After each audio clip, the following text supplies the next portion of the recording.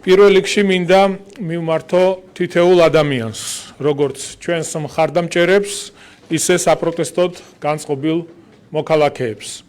გთხოვთ შევინარჩუნოთ სიმშვიდე და ვიმოქმედოთ მაქსიმალური პასუხისმგებლობით ქვეყნისა და კანონის წინაშე.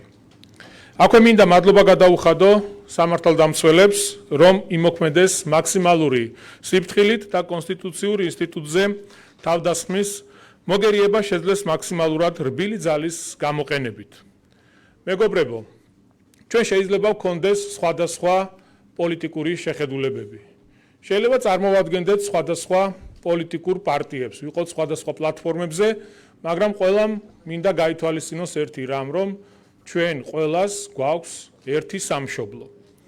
არავისთვის არ არის სასიამოვნო საყურებელი არც ის, როგორ ესვრიან პოლიციელებს ქვებს მომიტინგეები, როგორ ცდილობენ პოლიციის კორდონის გარღვევას და ცესკოს შენობაში შეჭრას და არც ის არ არის სასიამოვნო, რომ პოლიცია იძულებული ხდება მომიტინგეთა თავდასხმა წყლის ჭავლით მოიგერიოს.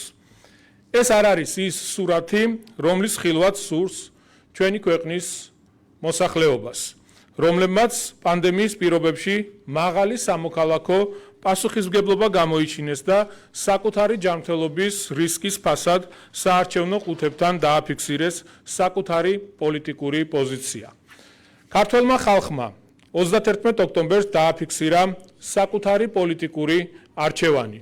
მილიონამდე ადამიანმა ქართულ ოცნებას გამოუცხადა ნდობა, რაც ნიშნავს იმას, რომ ქართველი ხალხის გადაწყვეტილებით მთავრობას ქართული ოცნება დააკომპლექტებს.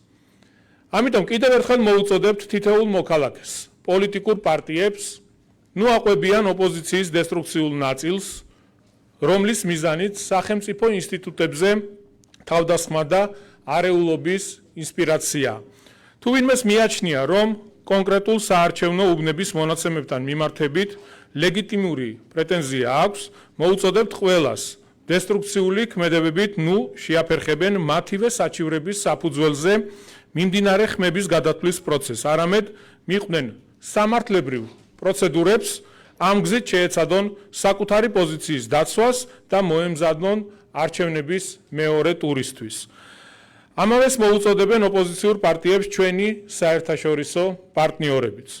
ყველა უნდა მივეჩვიოთ, რომ ქართველი ხალხის ნება არის უზენაესი და რომ მილიონამდე ადამიანს არჩევანს ვერავინ შეუცვლის საპროტესტო აქციებით. ჩვენ უნდა მივეჩვიოთ საკუთარი მიზნების სამართლებრივი გზებით მიღწევას. სხვაგვარად დემოკრატიულ და სამართლებრივ სახელმწიფოს ვერ შევქმნით. სხვაგვარად თანამედროვე საზოგადოებად ვერ შევდგებით. ნიშანდობლივია, რომ გუშინ მომხდარ კანონსაწინააღმდეგო მოქმედებებში მონაწილეობდნენ ოპოზიციის მხოლოდ რადიკალური ფრთის წარმომადგენლები, რომელთაც ქვეყანაში სიტუაციის ესკალაცია სურთ. დასაფასებელია იმ პარტიების პოზიცია, რომლებმაც გაითვალისწინეს ჩვენი საერთაშორისო პარტნიორების მოწოდება, ბოლომდე შეინარჩუნეს პროტესტის გამოხატვის მშვიდობიანი ფორმა და არ მიიღეს მონაწილეობა ცესკოზე მიტანილ ძალადობრივ შტურმში. კიდევ ერთხელ მოუწოდებთ ოპოზიციურ პარტიებს, ნუ აყვებიან რადიკალურ პოლიტიკურ დაჯგუფებებს, დაუბრუნდნენ კონსტრუქციულ რეჟიმს და მოემზადონ მეორე ტურისთვის. დესტრუქციით და სიტუაციის ესკალაციით მცდელობით ვერავითარ შედეგს ვერ მიაღწევს.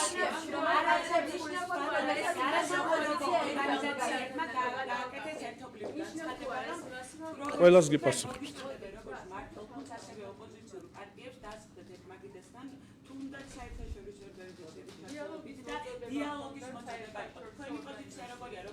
მე მივესალმები ამ მოწოდებას, გუშინაც იქნა განცხადებები გაკეთებული ჩვენი მხრიდან, რომ მართველ პარტიას არასდროს უთქვამს უარი დიალოგზე.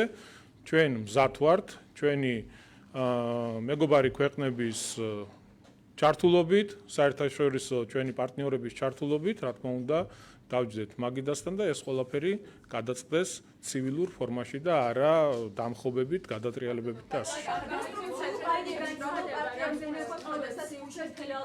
თქვენ განაცხადებთ, რომ 31 ოქტომბერს საზოგადოება მიიღო უკვე გადაწყვეტილება. თქვენი განცხადება რამდენად ტოვებს სიმცეს ამ დიალოგისთვის და უნდა გითხოთ აუცილებლად კობახიძის განცხადებაზე მართვა რომ შტურმის მოთავეები არიან მერია და მისი ზონდერჯგუფები და ისინი მკაცრად აკეთებენ პასუხს. რამდენად აქვს პრეროგატივა საარჩევნო შტაბის ხელმძღვანელს რომ სამართლებრივი შეფასებები აკეთოს? ესე იგი, რაც შეეხება მხარდაჭერას, რა თქმა უნდა, პარტია ქართული ოცნება დემოკრატიული საქართველო არის ის პოლიტიკური გუნდი, ვინც ყველაზე მეტი მხარდაჭერა მიიღო ჩვენი ქვეყნის მოქალაქეების მხრიდან. კიდევ ერთხელ ვიმეორებ, როგორც დღეს ჩემს გამოსვლაში ვახსენე, თუ ვინმეს აქვს რაიმე კონკრეტული მითითება კონკრეტულ უბნებთან დაკავშირებით და ეს პროცესი უკვე მიმდინარეობს, ხდება ხმების გადათვლები და ყველა კარგად ვაკვირდებით ამ პროცესს, რომ იქ არაფერი საგანგაშო არ ამოსულა, იყო ტექნიკური ხარვეზები, რომლის გასწორებაც ხდება, თუ არის კიდევ დამატებით ასეთი უბნები, რა თქმა უნდა, კანონის ფარგლებში სამართლებრივი გზით უნდა მოხდეს ამ ყველაფრის განხილვა, შესწორება, გადათვლა და არა შევარდნებით, არა დამხობებით. ეს კატეგორიულად მიუღებელია და ამას არ დაუშვი.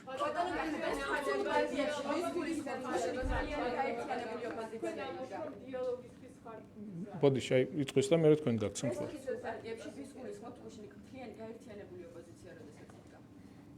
ესე იგი, ჩვენ ვნახეთ ორი აქცია, ორი საპროტესტო აქცია, ერთი რუსთაველზე, რომელიც აბსოლუტურად მშვიდობიან ფორმაში მიმდინარეობდა, სხვადასხვა პოლიტიკური პარტიების ლიდერებს, წარმომადგენლებს ჰქონდათ შესაძლებლობა გამოსულიყვნენ, გამოეთქვათ თავიანთი მოსაზრება, მე ნამდვილად მიამაყება ის, რომ ამ ქვეყანაში სიტყვისა და გამოხატვის თავისუფლება არის აყვანილი უმაღლეს დონეზე და ვერავინ და ვერაფერი ვერ შეუშლის ამას ხელს. მაგრამ როდესაც უკვე მეორე ნაწილში ვიხილეთ ჩვენ დესტრუქციული ქმედებები კონკრეტული პოლიტიკური ლიდერების მხრიდან, რომლებიც იქ იყვნენ და რაც ხდებოდა ვნახეთ, რომ ეს ყველაფერი რა თქმა უნდა არ არის მისაღები და დარწმუნებული ვარ ჩვენი ქვეყნის მოსახლეობის უმრავლესობას არ მოწონს ის რაც მოხდა გუშინ, შესაბამისად კანონის ფარგლებში იყო ქმედებები და კიდევ ერთხელ მინდა ყველას მოუწოდო სიმშვიდისკენ თუ ვინმეს აქვს რაიმე კითხვები უბნებთან დაკავშირებით არსებობს მითითებები, კიდევ ერთხელ ამისთვის არსებობს სამართლებრივი გზები და არსებობს კანონი. თქვენ გქონდათ ბოდიში.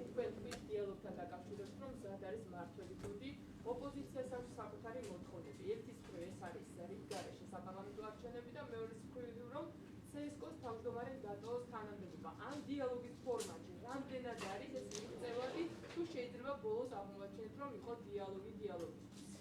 ესე იგი, კიდევ ერთხელ მე წინასწარ ხა კომენტარის გაკეთება იმაზე თუ რაზე იქნება საუბარი, ცოტა რთულია და უხერხულია. შესაბამისად, როდესაც შედგება ეს შეხვედრა, დაველოდოთ ამ შეხვედრას, ჩვენ კიდევ ერთხელ გამოვთქვათ მზადყოფნას შეხვედრისთვის და ნახოთ რაზე იქნება საუბარი.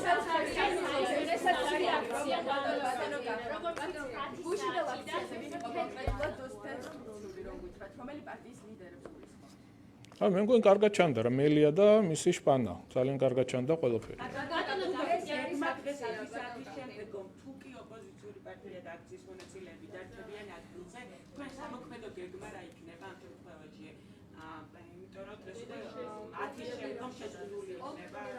ეგ აქციის გამართვის შესაძლებლობა აქვს ნებისმიერ ადამიანს 10 საათის შემდეგ, რა თქმა უნდა, მოქმედებს კანონი ყველასთვის, როგორც ჩემთვის, თქვენთვის, თითოეული ჩვენი ქვეყნის მოქალაქისთვის.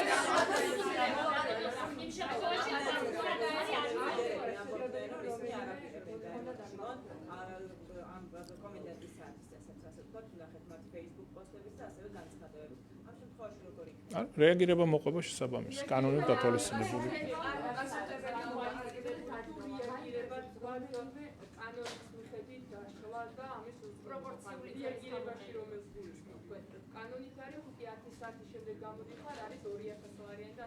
რაც არის, მოყვება რეაგირება. მადლობა.